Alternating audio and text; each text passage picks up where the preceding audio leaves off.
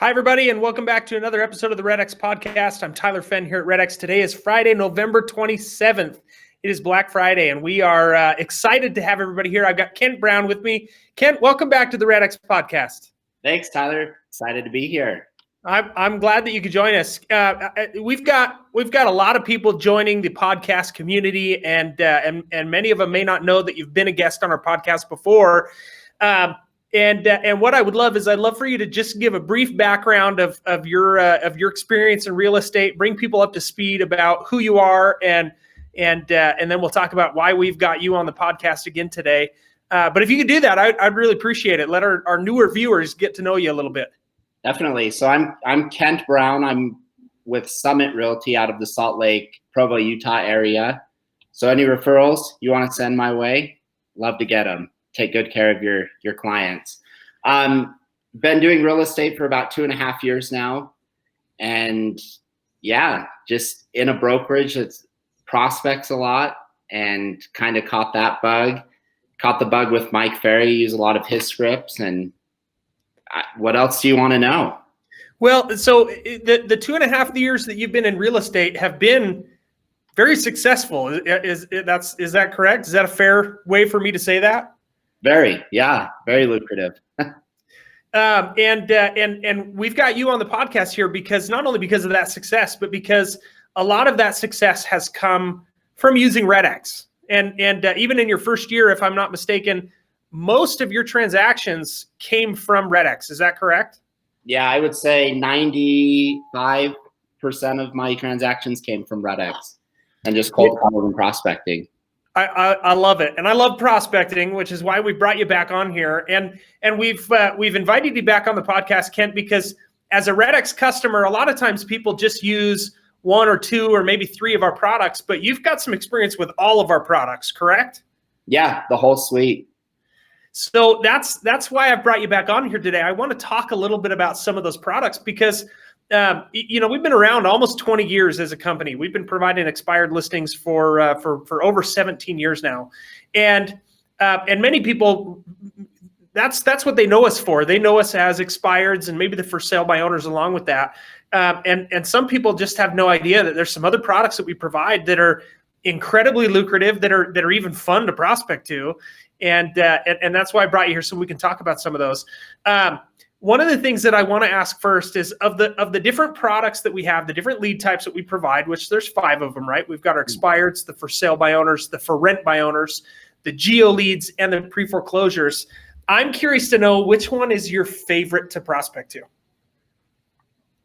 That's a tough one. I would say in what sense? Because I like money. Okay, all right. So FRBOs are that low-hanging fruit that you can just get money, but I also like building my database and having future opportunities. So I really enjoy GeoLeads. I would say, that's a loaded question. Okay, so let me change the question then. Which of these lead types has been most lucrative for you in your business? Most lucrative would be expireds and GeoLeads. Okay. So let's talk about expired listings for a little bit. You and I know each other. Obviously, we've done this podcast before, and you've helped us with some few other things. So I know you a little bit better than our listeners do. But I know that expired listings was a big part of your business the first year as a real estate agent. And you'd mentioned that you belong to a brokerage that prospects very heavily. Your broker pushes prospecting pretty heavily. Yeah. What was it like getting into, as a brand new agent, prospecting to expireds in a brokerage that pushes prospecting very heavily? What was it like your first experiences with expired listings? Was it overwhelming? Was it intimidating? Was it easy to pick up? Walk us through maybe your first experiences with expireds. Yeah, so I had a little bit of exposure to it. I'll give you a better example. I partner with my wife. So Heather's my business partner. Mm-hmm. Her first day prospecting, she got expired. She got a $465,000 listing. So by spending one day on the phone, essentially she made $13,000 just off of expired leads and prospecting. So it is intimidating because they're getting calls. I think the biggest thing that my broker taught me prospecting, with going on appointments, is never be attached to the outcome. Just go stick to your scripts, and the people that want to sell will give you that opportunity. So have you that's a fantastic lesson, right? Once you become emotionally involved in the outcome of something, then it's a huge letdown when that doesn't happen. And I know that I've seen that with a lot of real estate agents, especially new agents, is, as soon as they have a buyer who's interested, right, then they're super caught up on what's going to happen. Let's get that under contract. And then it falls through, and it's a hard thing to deal with. The check. Right. So for you, did you find that was hard to do in the beginning? Like, as a new agent, were you attached and that was a hard lesson you had to learn? Or as your broker taught you that, it was easy to go, okay, that makes sense. Let me separate my emotions from the outcome early on. Was that a hard lesson to learn? Yeah, it was. So I look at it, it's going to be a hard lesson to learn if you're not generating.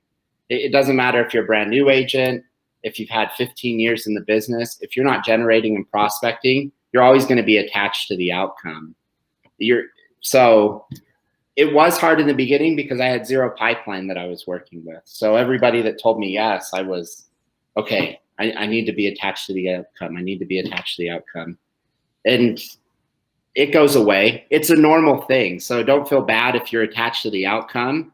Just keep on filling your pipeline, and that will go away. When you generate, you don't have to tolerate. I love that. When you generate, you don't have to tolerate, right? In other words, you get to pick the people that you work with. You're not beholden to one or two people who are going to be your next and only commission checks for the foreseeable future, right? You're saying pack your pipeline, because then when something falls through, that's okay. There's other stuff happening that you're already working on. Yeah, exactly. Well, that's the biggest thing about joining REDX is you can calculate your income. It's predictable. So tell me what you mean, because there's a lot of people that are like, real estate is unpredictable because you're working on commission only, right? So tell me more what you mean by that, because I think that's a crucial aspect that agents need to understand. Well, one thing that REDX has is that pulse tracker, which I don't know how deep you want to go into that, but it literally counts your numbers of how many people you're dialing, connecting with, to appointments. So it'll track all of that for you. So it becomes very predictable after a couple of months to say, man, I need $10,000. In order to make $10,000, I have to talk to 100 people about real estate to get that commission check. So so if I understand what you're saying is the tracking the numbers pulse, the feature in Vortex that you're referring to, essentially gives you some data to work from that allows you to go, okay, I want to make $10,000. In order to do that, I need 1.2 listings. In order to get 1.2 listings, I know that I close 75% of the listings that I take, right? It allows you to look at those numbers and relate that all the way back to even how many phone calls I need to make today. How many expired listings do I need to prospect to today in order to make sure that I'm going to make $10,000? That's what you're saying. Yeah, exactly. I love it. And you can bank on that money coming in. I mean, it would be, without the pulse tracker, I look at it as getting on a treadmill that doesn't tell me how far I'm going or how long I've been on it. So, when you have that data in front of you, you're going to go farther. You're going to push yourself harder, especially when you have the opportunity to make as much money as we do in real estate.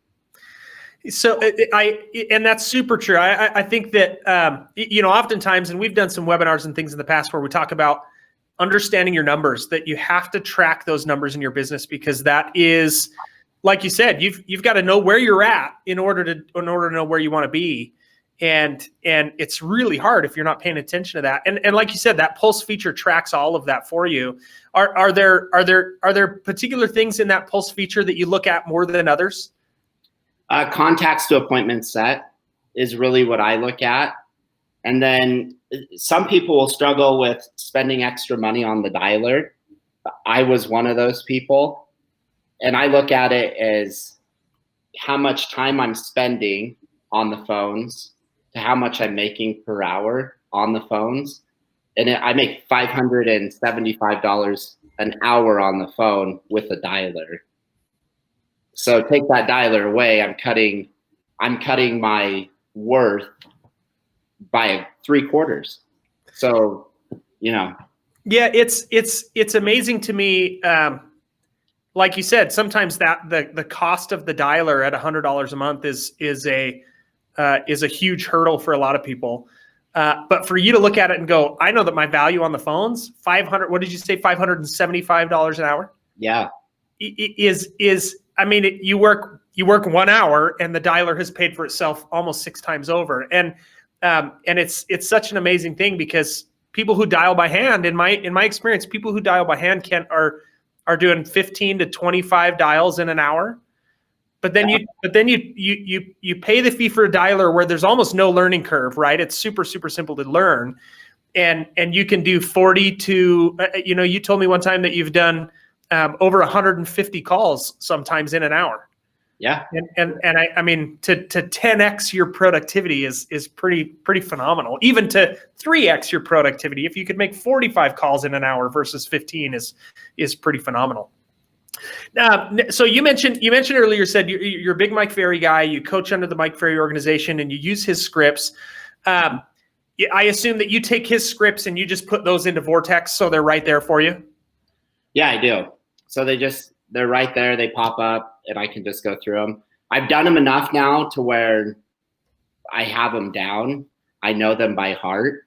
Memorize, internalize, and then make them your own is the 3 big things that he teaches. So I'm kind of into that, make it my own, but it's still the Mike Ferry script. So when you and your wife were on the podcast, it might have been April, it might have been earlier this year in April, I think that you guys were on together. She told this story about how you guys, because you practiced scripts so often together and role played so often together that your 2-year-old would start to mimic that. Yeah. I remember her telling that story on our previous podcast that when she was on with us. Yeah, so refresh the story for me, because it's a pretty cool story. I just don't remember all the details. Yeah, so we would be in the car. We were trying to learn it, and truthfully, we both said, "Man, we would never say this in real life." Now I can't imagine not using a script. Everybody's scripted. Hey, how are you, Tyler? I'm doing good. How are you? You have a scripted answer for everything. So it just seemed natural. But anyways, the story of our son Asher, and we have that video, so I could send that to you. We'd just be sitting in the car, and he'd say, "Mom, ring, ring. Hello? Hi, this is Asher with Summit Realty. Do you want to sell your house?" You know what's so cool about that story, though? I mean, it's adorable. Your 2-year-old doing that. We love to see that. But what's cool is how often you and your wife had to have spent time practicing those scripts for your 2-year-old to pick up on that and be able to mimic that back to you. In the beginning, what was practicing scripts like? I mean, obviously you guys are doing it in the car while you're driving together. What other effort went into learning those scripts to get to the point where you've memorized, internalized, and now you're making them your own? So every day I chant them 5 times as fast as I can. Okay. And then I do the pauses as well. After that, I read it 2 times with pauses. So I do that half an hour before I prospect.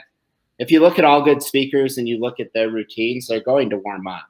They're not just going to go on stage and present. They're warming up their voices for hours and hours and hours. So I feel like I should do the same thing for at least a half an hour. So I read it 5 times fast. And then one big thing that really helped me was writing out my scripts for 30 days, solid.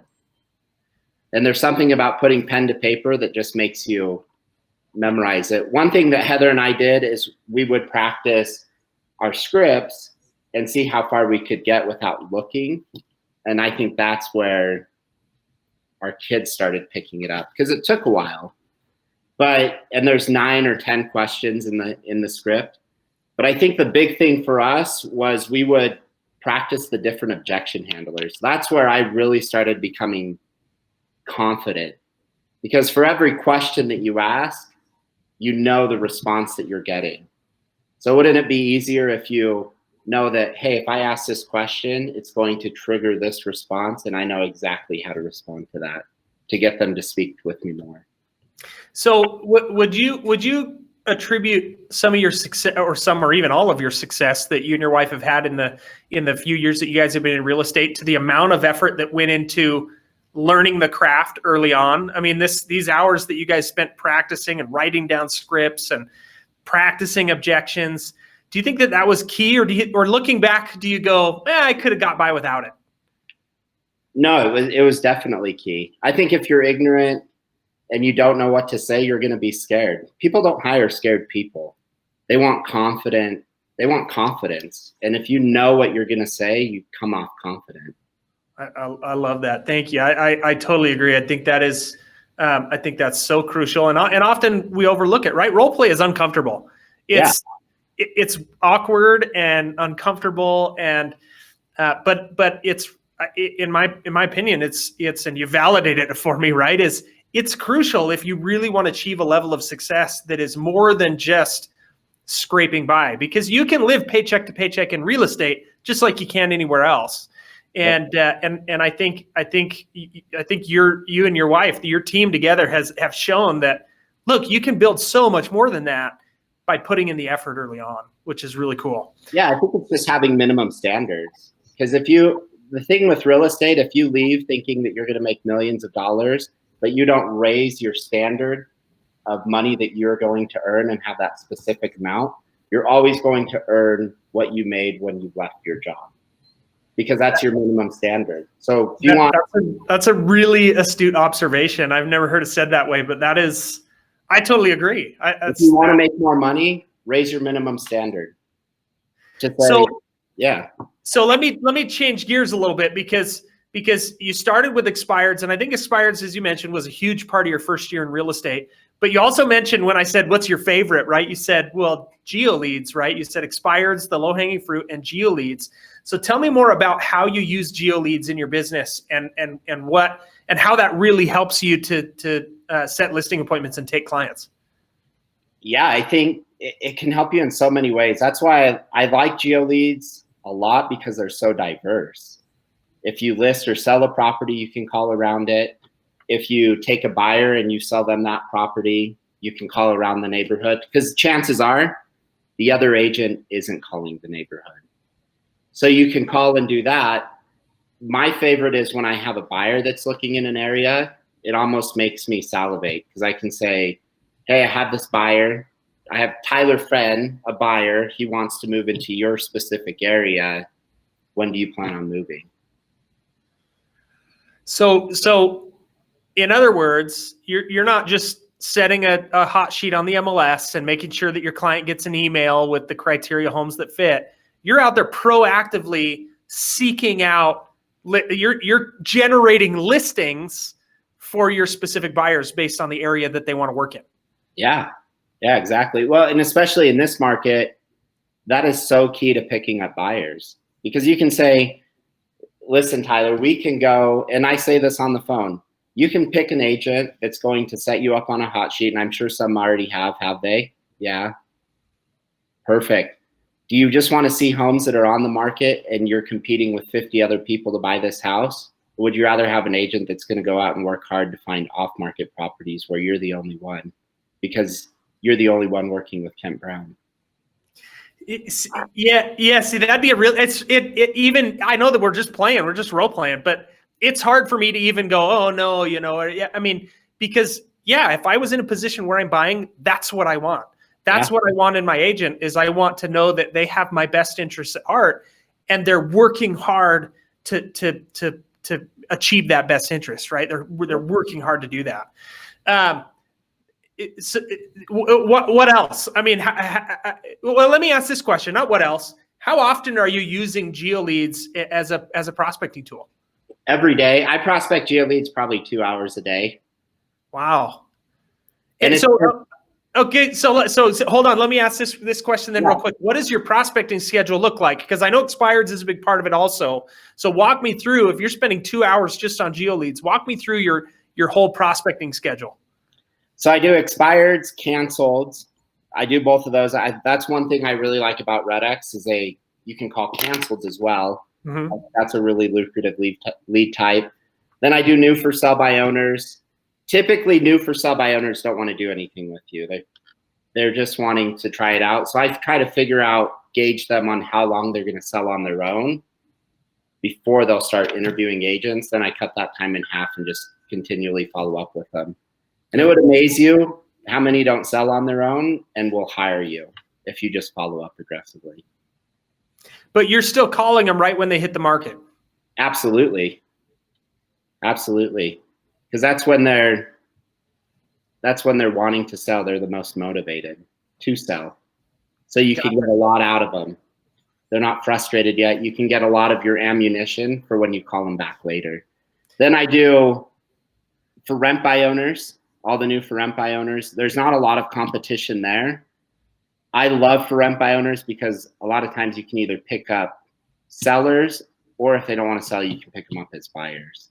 They're always looking for opportunities to buy more properties. So let me tell our listeners a little bit more about why that's the case, right? Because some people, the for rent by owners is still kind of new to REDX, but the for rent by owners are the self-managed property, investment properties. People like me who own a rental property or two, and I'm the landlord, and I don't pay a management company to do that. And the most stressful time for people in that role is when there's a vacant property or a property that's about to come vacant. And so they're out looking for new tenants, right? And it's the most stressful time because they often leverage the rent to pay the mortgage. And so, you're calling these people who are looking for tenants, but you're calling them as a listing opportunity primarily. Is that right? Yes, correct. So a lot of times I'll say, have you ever thought, how long have you owned the property? 10 years. Perfect. So you probably have a lot of equity, right? Yeah, we have quite a bit of equity. Have you ever thought about selling this one and buying 2 more with that equity? It's because a lot of them are active, but not as active as I am. Right. I mean, they're active investors. Yeah. They're wanting to grow their portfolio, but they're just looking at doing one property a year, one property every 3 or 4 years.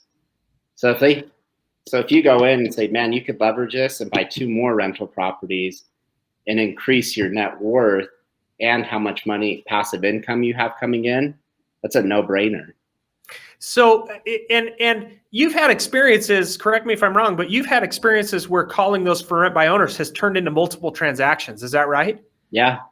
So walk me through how that works, because that sometimes is what's most exciting for people, is going, well, I can prospect to one person and that might turn into 2 or 3 or even more transactions. Tell me how that works. So I think the biggest one, again, I'll go back to the GeoLeads. I called a for rent by owner. He said, I really want to buy in this neighborhood. So I was like, cool, I'll call the neighborhood. So called the neighborhood, picked up a lady who sold 2 of her houses. The guy bought 1 of them, and then we sold another one.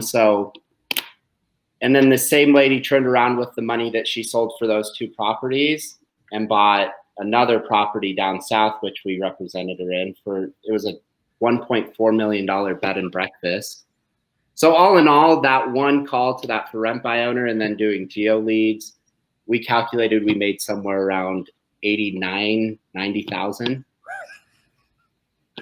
Your dollar per hour went way up calling GeoLeads that month, right? Yeah, I mean it did. And then she owns a home close by, and she's going to sell that this year to move into the property she bought down south.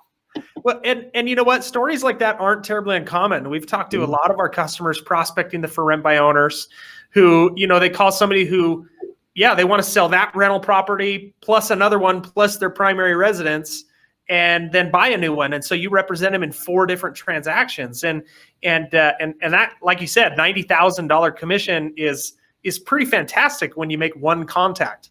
Yeah, exactly. And that's the thing with prospecting. It can grow as long as you provide them great service, which you will. And that's the thing that I had to get out of my head, is I'm just another realtor. There's so many bad realtors out there that I look at it as, I don't want to have a bad name as a realtor, so I'm going to represent them so they have a good taste in their mouth. Love it. I love it. I think that a lot of times the general public views all realtors as created equal. Yeah. But that's certainly not true. I mean, not even close. I mean, there are good realtors and there are realtors that need improvement. And I love that you recognize that and go, I want to be the guy that is improving. I want to be the guy that's providing real value. Okay, so you start with expireds, you go expireds and canceleds, and then you said that brand new for sale by owners, you gauge how long you think they're going to really take the time to try to sell it on their own, and then you cut that time in half, follow up with them again. Yep. And then the for rent by owners, and then after that is it where you go to GeoLeads? Where does your sphere of influence fit in? So after that, I do GeoLeads. I usually do my SOI on the drive home because they're longer conversations. I have about a 20-minute drive, so I call. My SOI isn't so huge right now that I'm gathering a ton of deals out of that. So I'll call them on the way home. That way I'm not rushed to get them off the phone. I can have good conversations with them, chat with them a little bit, and just, cement that relationship a little bit more. So you've been in real estate almost 3 years now, full time with your wife. Uh-huh. And even in that time, most of your transactions are still coming from prospecting. Yeah. Yeah. They probably will for another 2 or 3 years. And during that time, you said earlier, I like to build my database. And so you're doing that obviously as you take on clients. But you just mentioned, you said, look, my network isn't so huge that it's providing me all the deals that keep me busy. And so you're still out there and you've got, like you said, another few years, you're still out there generating and using REDX to do that. Yeah. And that's the great thing about it is it serves two purposes of getting now business and working to get future business and create relationships. I love it. I love it. So let me ask this question, because here's one of the questions that people often have, especially with expired listings, is what about wrong phone numbers? And that's there's always going to be wrong phone numbers as with any provider that you go with, because of how we are out acquiring data. It's not a perfect science. But how do you handle wrong phone numbers, especially when, say, prospecting to expired listings? What does it do to your mindset? How do you treat those? Talk me through that a little bit, because that's often a hesitation for people. They go, well, I don't want to get wrong phone numbers. What do you do then? So walk me through what you do with wrong phone numbers. Yeah. So, you're going to run into wrong phone numbers. Again, we go back to the dialer. You're not going to fill it with the dialer. It's just, you run into a wrong phone number. Oh, well, you wasted 5 seconds with them. If I reach a wrong number though, I say, sorry, I have the wrong number then. Tyler, maybe you can help me out. I was looking for the homeowner of 123 Main Street. Did you ever used to live there? Yes, I used to. You did. Okay. Do you want to move back? They were trying to sell it and didn't. No, I don't. Thank you. No. Okay. Well, while I have you, I am a local real estate agent. Tyler, when do you plan on buying your next home? Not anytime soon. Not anytime soon. Okay. Would you like to at least be kept up to date on what the market is doing? How would you do that? How would you do that for me? Yeah, so I can either send you out a monthly email or a quarterly email. Which one would you prefer? And you just send what's going on in the market? Yeah, and just send them a market update. All right, send that to me quarterly. Okay, so in other words, growing database. Yeah, in other words, you're just turning that into a contact. Yeah. You've got somebody on the phone. Who cares if it's the person that you intended to reach? You turn that into a positive contact anyway. Yeah. It seems so simple. It is. And it's interesting, when you get into some of the discussions online or on social media about prospecting to expireds, how many people will not prospect to expireds because of a few wrong phone numbers, when there's still so much gold in that lead type. Am I right? Yeah, and I guess the thing I would bring up, if you're worried about wrong phone numbers, are you knocking on their door? Or is it just an excuse that you don't want to prospect to expireds? I got you. Makes it simple. Yeah. And I love what you said. Using the dialer, you don't even feel it, right? Because you're moving so quickly. Is if it's a wrong phone number, no problem. Do your best to turn it into a contact and then move on. And I think that goes back to what we talked about initially, is understanding the numbers behind your prospecting and really tracking that with Pulse and or even on pen and paper if you had to do it that way. It's a numbers game, right? It really is. And the more you're doing that, and the more you're reaching out to people, right or wrong, you turn those into a contact, and that contributes to the bottom line in the end. Yep. And you can always throw out that's exactly it. Wrong contacts are my favorite because you can always throw out some sense of humor comment. Like do you want to move back? Yeah. Or if it's a wrong number in the neighborhood, I just say, you sound like a really nice person. I'm trying to get rid of really bad neighbors in this neighborhood. Would you want to move into it? And worst case scenario, they say no and you move on, right? But it'd be pretty hard to not be jovial at a comment like that, right? Yeah, exactly. I love it. Kent, this is I love having you on the podcast. We appreciate you as a REDX customer and as a podcast guest, because you are evidence that prospecting works, right? Is that getting in there and creating a business around prospecting is not only crucial, but just how incredibly important it is. So we're grateful that you took the time out of your busy day again to be with us here. Absolutely. I want to thank all of our listeners who attend this every single week. Obviously, this week was a little bit different with Thanksgiving yesterday. We didn't want to do a podcast on the holiday, but hopefully we didn't interrupt anybody's Black Friday shopping too much. We're grateful for anybody who took time out of their busy day to be here with us. Ken, if you'll hang tight with me, we'll go over a few things after the podcast. Again, thank you so much for being with us here. We appreciate that so much. Absolutely. I want to remind everybody, upcoming in just a few days is REDX's Cyber Monday sale. REDX only does these sales a couple of times a year, so this is a really, really good opportunity to whether you're a REDX customer or not. You can add subscriptions, you can create accounts, and do that at a lifetime discount. Essentially, those discounts remain as long as you remain active, and there's discounts up to 37%. So some pretty hefty discounts depending on the packages that you buy. So please make sure that you reach out to our sales and our support staff on Monday, November 30th, to make sure that you can take advantage of that sale, because again, only comes around twice a year, and this is one of those 2 times. Kent, thanks so much for being with us. Again, hang out with me for just a few more minutes, and we'll go over some things post-show. Thanks again, guys and gals. Make sure if you're not subscribed here that you go to our website, theredx.com, click the podcast link in the header, and you can subscribe to get updates on these podcasts, including upcoming and highlights from the different podcasts that we've done in the past. Thanks so much, everybody. Have a fantastic December and a fantastic 2021. Thanks, Tyler.